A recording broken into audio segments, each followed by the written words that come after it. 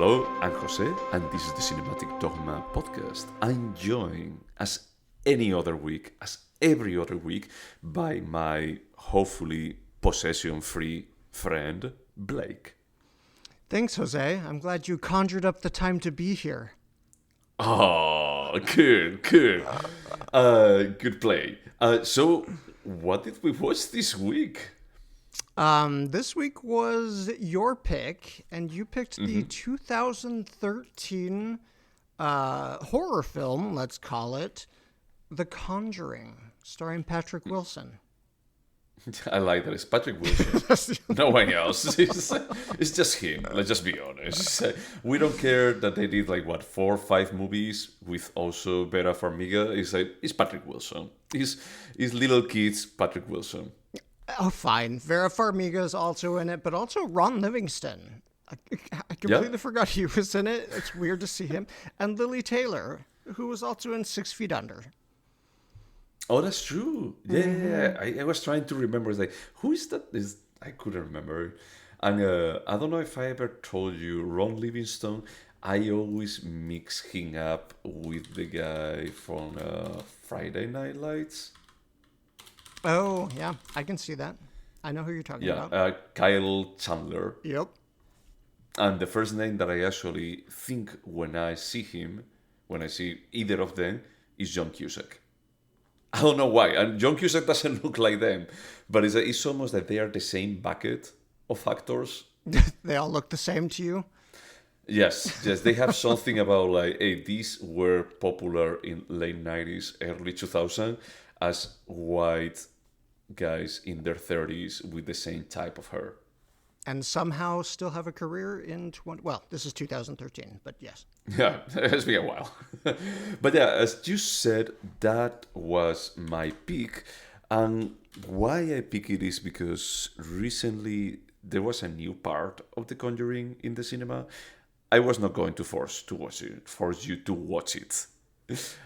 I blatantly like the first one. The couple of times that I watched it, the second one is okay. The third one was terrible. And I think that I only watched 1 or 2 of the spin-offs that they released. I was like, yes, the first one is the best. But I was curious to see if it actually just survived the passage of time, if it still looked or felt like a good movie. So you had seen this film how many times? Once before? At least twice. I think that I went to before. the cinema to watch it, and at least once more at home. So there is a Conjuring universe, but this is the first of all the films. I think so, yeah. Okay, awesome. Yeah. I have also seen this film. I know I saw it in theaters, but I do think I also saw it at least one other time. Gotcha. Without getting into if you like it or not, that was my pick. So, do you want to summarize it? Yes, I do. So the film introduces us to Ed and Lorraine Warren, played by Patrick Wilson and Vera Farmiga, who play real-life demonologists that just recently died, I believe, and then comedian Matt Rife bought all of their things and now rents them out as an Airbnb. So keep that in mind. Oh my God, I didn't know that part. When you actually said me about him, I was like, what is this about? So he owns all of his estate. He owns Annabelle. Estate. Annabelle the doll, he owns physically. It. Yep. Not the rights, not the intellectual rights to exploit it. He owns the doll. Just the physical doll. Yep. That's amazing. So I think it's, Wikipedia says 1968 is when the film takes place, so we're going to go with that. I thought it was the 70s, but whatever. So we meet Ed and Lorraine in 1968. They have just wrapped up a case, and they are touring, lecturing, as demonologists do, apparently. We're also, at the same time, introduced to a family with the last name of Perron. Not Juan and Ava, but rather Roger and Carolyn, who have a family of 7, so they have 5 daughters.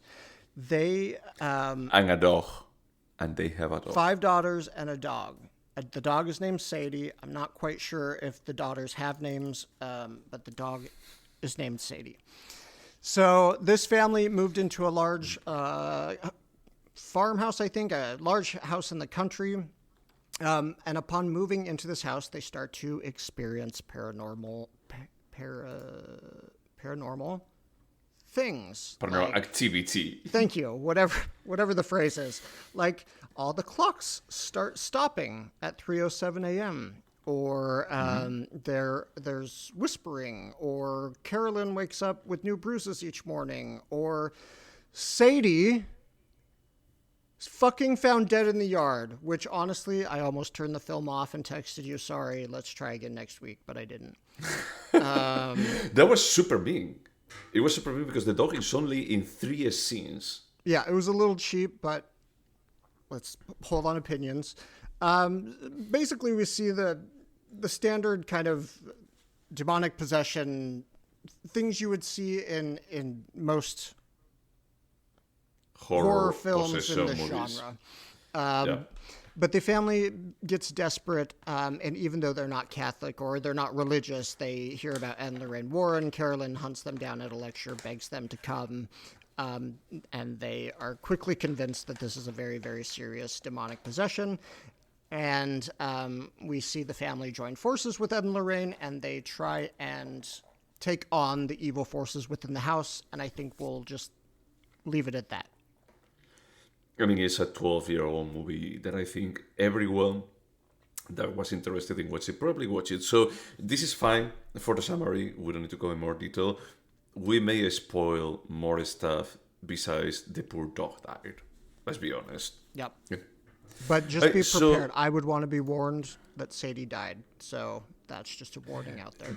Did you see that purposefully, as people, especially the dog owners, they get really triggered if they see a dog dying or dead on the screen?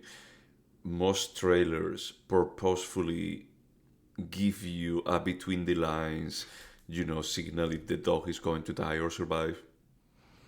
I didn't know that, but they should. I think that's a good idea. Yep. I always think about this on Independence Day.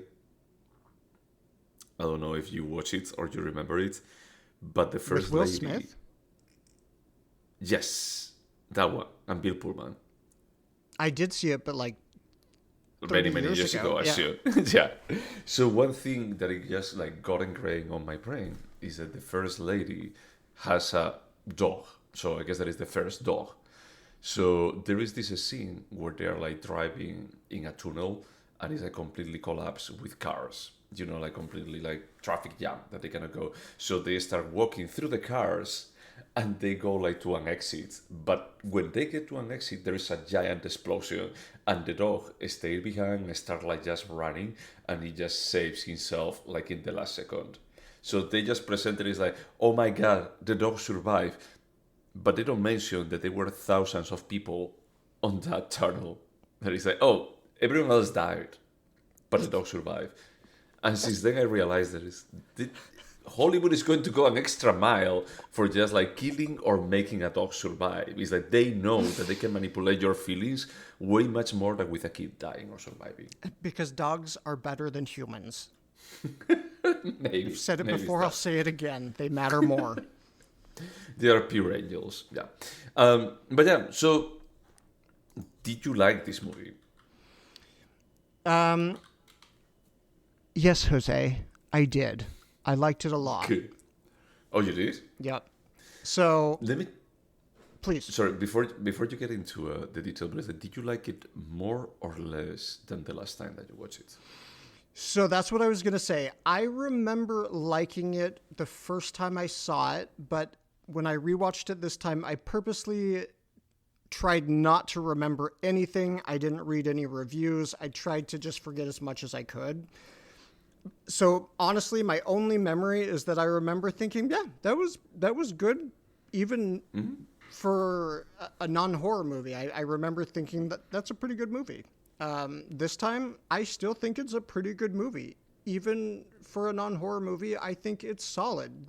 There were some moments particularly in the script writing, where I was like, "Oh, we could have tweaked that." But they were few and far between, and overall, I feel like even though they were working with some like pretty standard elements. Yeah, like the things that like just that are in every demonic possession film, they did it in a really like interesting way that didn't feel boring or like overused.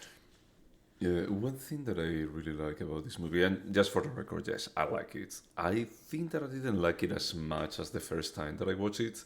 I think that the first time that I watched it, I felt exactly how you mentioned, that this is a good movie, not a good horror movie.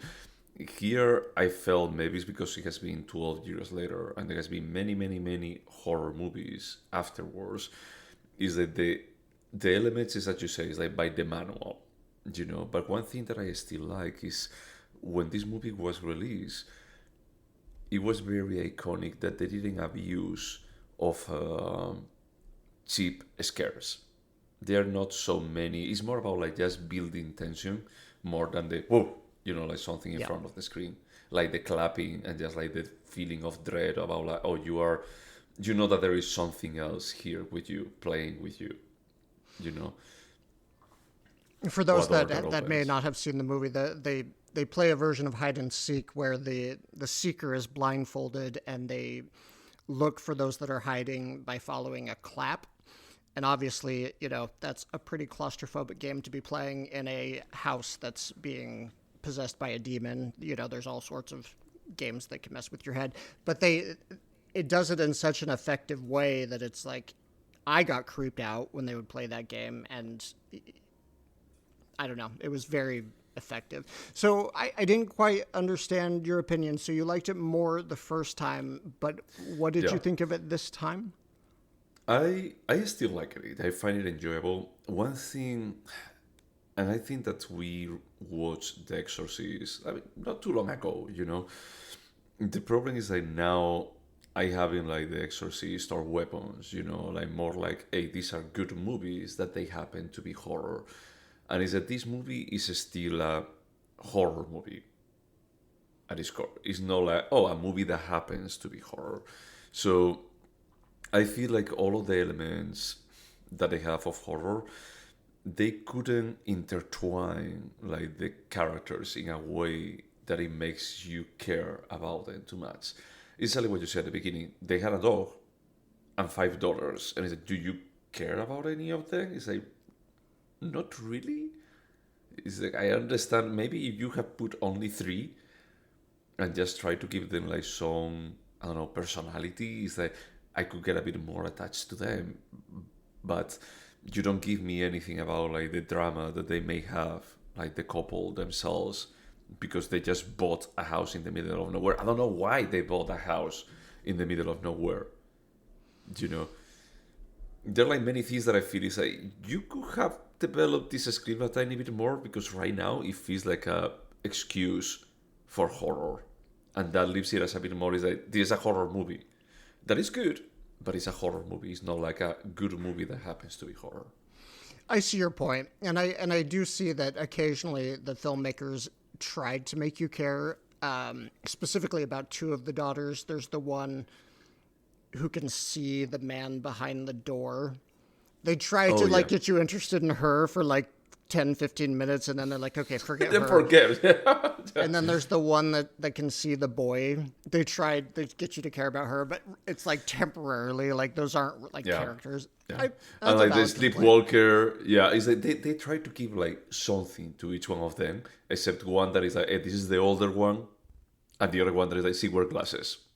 Those are like the distinctive traits that I just felt like, okay, this is lazy writing. Is that you could have only done like 3 of them and just try to develop them, try to do like something more meaty with that.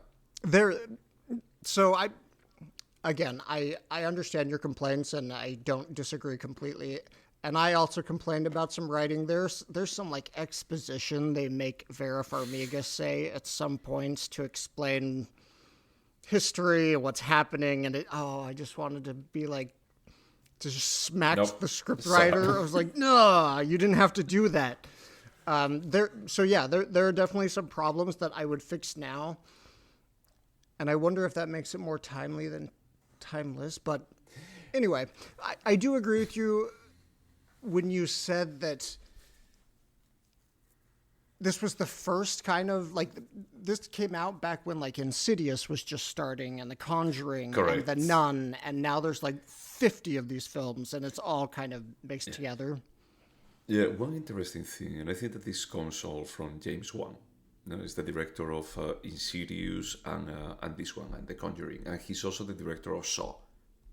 So he brought a different horror sensibility, that it was trying to be a bit more mundane, instead of, I mean, even if it's supernatural, it's like it's still like trying to be grounded, no? Yeah. One thing that I think that happened is like horror has evolved, and he actually helped evolving horror like in 2013 with this movie. I felt like, hey, this is actually like a really, really good iconic horror movie in that point of time. When I think about it after watching it this time, you know which movie it reminded me to The Descent. That is the first time that I watched it. The first time that I watched it, like probably 2012 or 2013, I felt it's like, wow, this is really good because they developed the characters a tiny bit. The last time that I watched it, I felt it's like, well, they developed very, very, very limited manner. It's like they develop it for just giving you something, some motivation. But before that, it's like I think that the only movie that I could think about that did that, it was The Exorcist. That they spent like 50 minutes of the movie developing like the mother and the daughter.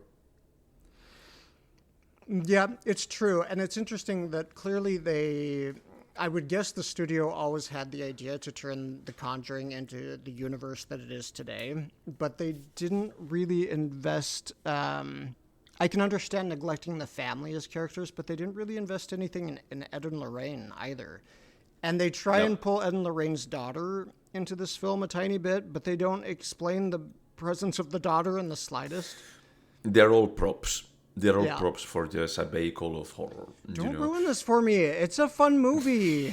It's a fun movie, dude. Don't get me wrong. It's a good horror movie. Yeah. I don't think there is like a good. Well, it's a decent movie, but I don't think there is a good movie if you remove the element of horror. But it's like what I was trying to do, like just comparing with The Descent, is like we as audience have become used to more sophisticated horror movies in the last 20 years, and we expect more, we demand more. So the classic Friday the 13th or Halloween stuff is like it would look like super cheap and stupid. Even like rewatching Scream, that it was also like a very before and after in horror for the slasher subgenre, is they probably would look like, hey, this is super dumb. So that's what I feel is like in these 12 years, the horror cinema has matured a lot. So watching this movie again is like, it's fine. It's better than probably an 80s movie. It's way better than Poltergeist, probably. But is it really, really good? Is it? It's good horror. So I'm not asking you if this is timely or timeless, but do you think, given that limitation, do you think this film can stand the test of time? That's what I was thinking right now. That is like, as horror has this obligation about like, I need to use specific elements in a specific way for just creating scares or tension. Is a everything else surrounding is what is going to be evolving, and that's the reason what I feel is that this movie in 2013 was good. But I feel like Weapons was really good this year. I don't know how it's going to look in 2037 if we are still as humans around. So it may feel timely just because of our sensibilities have changed. It's not because, it's the moment on time. Is that, no, we as audience, after watching so much horror and horror evolving along the way, this feels a tiny bit dated now. Sure, it's the reason like we're not scared by like Vampire, the Carl, the 1932 silent film that we watched together. Nosferatu? No, Vampire by Carl Theodor Dreyer. We watched that together? Maybe it wasn't with you. I watched it with somebody. Anyway, it's the reason we're not scared by that movie called Vampire from 1932 anymore. Our sensibilities have completely changed. I totally understand what you're saying. Yeah. But So let me ask you this. Were you entertained by it this time? Oh, yeah. A lot. Okay. A lot. And I think that is that the story in itself, and it's a spoiler alert, is like about like, oh, this witch that had a baby, killed the baby, and then she hung herself and it cursed like all of the terrain. Is like, okay, yeah, that's nice. And how they mention like generations of people that they live and die there. It almost felt like, oh, I'm watching a whole season of American Horror Story in 100 minutes. I do have to say that I enjoyed that story, I think, a lot more this time. I think maybe I didn't pay attention that much the first time, and because a lot of these stories are so convoluted to explain whatever nonsense they want to show on screen. I don't pay attention, but this time I was like, oh, this like makes sense and it's cool. Yeah. In that universe, I guess that makes sense. Yeah. So I'm going to just be here for the ride, and I'm going to enjoy it. Yeah, and it's like it's one of the, it's not really like vignettes, but it's one of the set pieces about like, oh, this is the scare on this one, or this is like what is happening. Is that it works pretty well, like the clapping or like the when the mother gets possessed. It has like one of my favorite scenes in a horror movie. That is that one with the sheet. Oh, yeah. And then how it goes like to the wound. That lives rent free in my brain. Is I was watching it with my boyfriend. Yeah, and I actually like just rewinded like 3 times about like the first time you don't expect it, because the tone like just changes like very optimistic and positive at that point, and it's like bang, this is scare like out of nowhere. Now I also realized that they have a bit of a build up that you start seeing like the wind, and there is like 4 takes about like we're going to be like showing you like how do you say the leaves ruffling on the ground, and then the camera goes up and clouds, and it's like, okay, they are building up towards this scare that I wish that I had. It's just good foreplay. It's a very long foreplay, it's somewhere like just the foreplay is about to be ejaculating on the screen, like I say. I do have to say that the first time we kind of really see a ghost or a demon or whatever, it's when it's hiding on top of the bureau, and I think they're looking through the mirror. Anyway, it's kind of a jump scare, but the camera lingers a little bit too long, so you kind of just look into this demon, and it's just not scary. It's just smiling at you. I just felt like the way that was done was it was really well done. It was not like a typical jump scare, and I was like, oh, that really kind of like unnerved me in a way that jump scares that are poorly done don't do for me. Yeah. Anyway. Yeah. What did you think? One thing that I think that James Wan tends to do in all of the horror movies that he does between Sirius and this and I don't know which others, the ghosts or the demons or whatever, they tend to be like very make-uppy. It's very based on, hey, just put them like a lot of white makeup on their face and in the whole body, How do you feel about that? Do you like it? I'll say that it didn't bother me in this film. It can bother me when it's too over the top, but here I felt like the demons weren't supposed to be so much entities, but kind of like horrific emotions that were frozen in time, and kind of that those emotions were were coming back to haunt people, and so it kind of made sense to me. But it didn't bother me here, but it can in other situations. Yeah. I mean, it's not that it bothered me like I hated it. It's just an interesting choice. They have like a stylistic choice that it feels like I would expect this in the 50s. I remember it did bother me in Insidious when it gets to be too much like a carnival. Yeah. It got to be kind of like a Fellini-esque sort of netherworld, and then I was like, okay, this is taking me out of it. Yeah. So, I mean, overall, I like it. It stylistically has like some things that I feel a tiny bit cheap. You know, like the makeup stuff is like, sure, yeah, I can roll with it. The house is weird in itself. It doesn't feel like falling apart. It doesn't feel like a real house. It feels like a set. Yeah, it never feels like anything but a set. It's like cavernous. It's enormous. The basement can easily fit like a 10-person cast with like plenty of room around. I'm like, okay, none of this makes sense. Yeah. And they're supposed to be poor, and like he's a truck driver, and I'm like, okay, none of this. It was the 60s. You know, maybe in the 60s you could actually afford that house, even if it was haunted, being a trucker. But yeah, it's one of these movies that is like, don't think too much, just enjoy the ride, and it's entertaining. I agree completely. I feel so. I think it was a little bit better than you do, but I completely agree with you that it's super entertaining. I was not bored at all when I watched it this time, or the last time, but this time I was like, this is a really entertaining film. Yeah. Do you remember when was the last time that you watched it?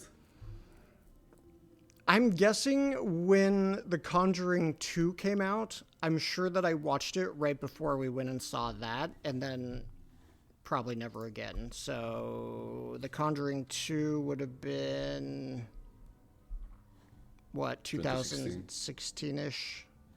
Yeah. So 9-10 years ago. Okay. Yeah, that makes sense. Yeah. I think that for me, maybe a tiny bit less, maybe 2017 or 2018. After watching The Conjuring 2, like probably going back to watch the first one, I was like, hey, I think that the first one was better. So I did have the rare like I had a free night alone without my husband in the last week, and I was going to go see a movie, and I was looking, what my options were, and I did see the new Conjuring film before you and I had discussed what we were going to watch. And I was like, maybe I'll go see that. I didn't. But then when you picked The Conjuring, I was like, oh, well, maybe I'm going to go see the new Conjuring film then. Did you watch the third one? The Devil Made Me Do It or something like that? I don't know, because now they all blend together. Yeah, I mean, the third one is in, all of them are on HBO Max. So it's not too good. You said it's The Conjuring, The Devil Made Me Do It. Ooh, 2021? No, I'm guessing I didn't. I think that I watched it after I moved here to Chicago, like one weekend that I didn't have anything to do, and I was like, this was not the best. Just leave it there. What a pity, because this would be, even if it's not great, this would always be a guilty pleasure series for me, unless it gets too bad. Yeah, I don't remember it like being so bad that it's like this is insulting, but definitely a step below The Conjuring 1 and 2. Well, I'm probably still going to go see it. Anything is tolerable with enough edibles. Okay. Hey, let's go over the questions. All right. All right. So, would you watch The Conjuring 1 again? I would, absolutely. When? It wouldn't even have to be, like, I'm not going to watch it next week, but in a couple months, I would, especially this is the sort of movie, if it's on TV or, like, on a plane, like, you could catch 30 minutes and it's entertaining and, yeah. Yeah, I agree that it's like a movie easy to watch and rewatch. For me, it's like a fun, and you said, like, it's a very good flight movie. Yep. And it's like, it's an hour and 50 minutes. Time flies while you're watching it. And since they keep making sequels, it tends to be on a lot of flights, too. Oh, that's true. Yeah, for promoting the new ones. Would you recommend The Conjuring? Yes, and to a pretty wide audience. It's not offensive, especially for a horror film. It's good, clean, like old-fashioned, spooky fun, I think. Yeah, no, I agree. I think that is it's a possession movie. It's scary, but there is no real blood. I don't think that there is blood. No, I mean the cop gets his face cut, but it's very minimal. Oh yeah, Very minimal. yeah, but there's no gore or anything. No. So yeah, it's easy to recommend. It's not like too oppressive, from the horror perspective. I think that is. What was this film rated? I don't know. That's a good question. It says never it's paid rated attention to R. Oh wow. It's rated R despite no blood, sex, or profanity. It's rated R from terror. Oh wow. Because it was too scary. Too scary for 13 and under. Wow, that's crazy.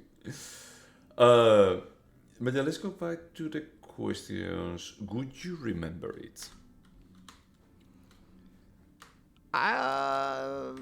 This one's tough. I'll remember it's about a family getting haunted. Is that enough to say you'll remember it? Because I had forgotten everything else. I didn't remember the witch. I didn't remember Yeah. anything beyond that.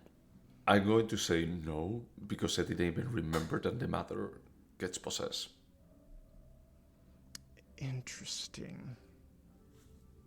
I'm going to say no as well. I forgot too much about this to say yes. Yeah. Is there anything artistic about it? I'm going to say yes. I think you alluded to it earlier. This is kind of like old-fashioned horror, the way they kind of deal with it in this. I don't want to say family-friendly because it's not family-friendly, but this old-school horror way. It's like a throwback in a really nice way. Yes, there's artistic stuff about this. I don't know what to say.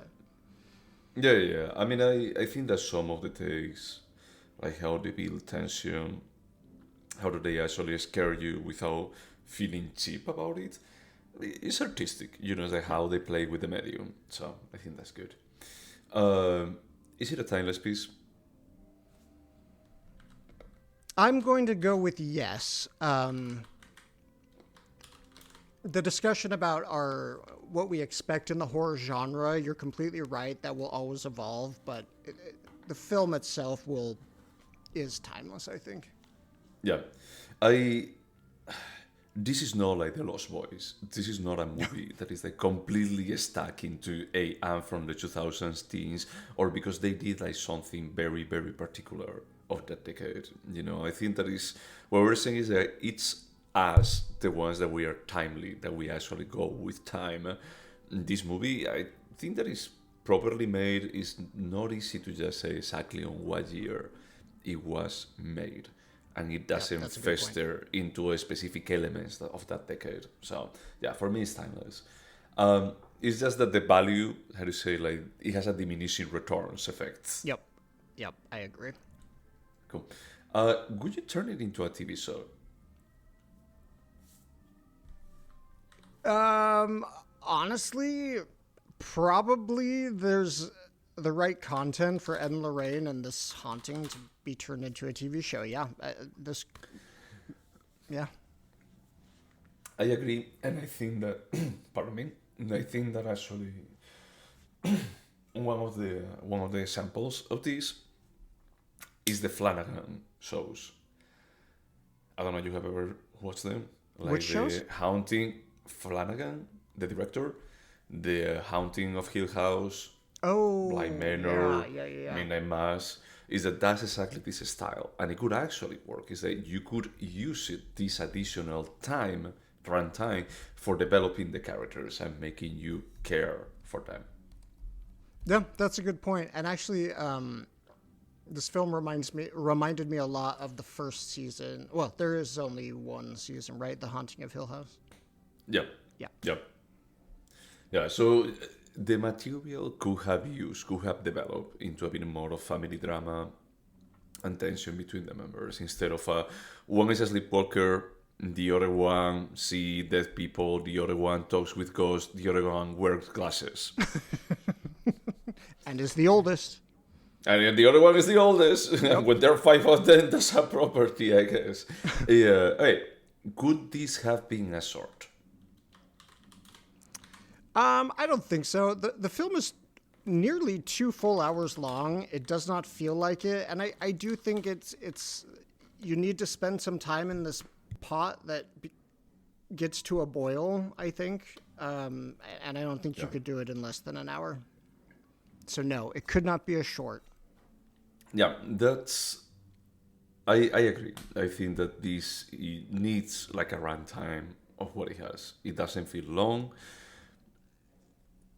They could have developed like the characters a tiny bit more, but it's like it's not something that they cut a lot of fat here, or they can be cut. And the last question: do you think that this movie could have been better? Yeah. So I mean, instantly there were definitely some things with the script I would have tweaked for sure. Yeah. And this film is not perfect by any means. So yes. For me, yes, I will go with yes too. I feel like I wish that they developed the characters a tiny bit more. And it's like I also love that they invest a lot of energy, not a lot of energy, but a bit of energy on just trying to say it's like they are nice people. I want to help them, and we get to see like Patrick Wilson fixing a car. Just. There is some stuff that is like no one reviewed this script. It's like where is this going?